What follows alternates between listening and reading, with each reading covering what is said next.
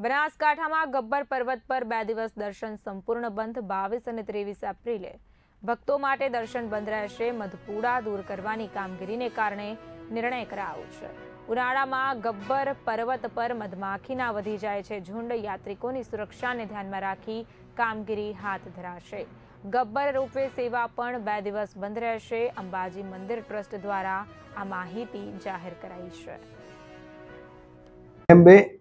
અંબાજી શક્તિપીઠ ખાતે ગબ્બર પર્વત જે માતાજીની જ્યોત સ્વરૂપે પૂજા થાય છે, ત્યાં ઉપર ગબ્બર મંદિર જે છે ત્યાં આજુબાજુ પર્વતના કારણે, વન વિસ્તારને કારણે ત્યાં કેટલાક મધપુડાઓ વધારે સંખ્યામાં થયેલા છે।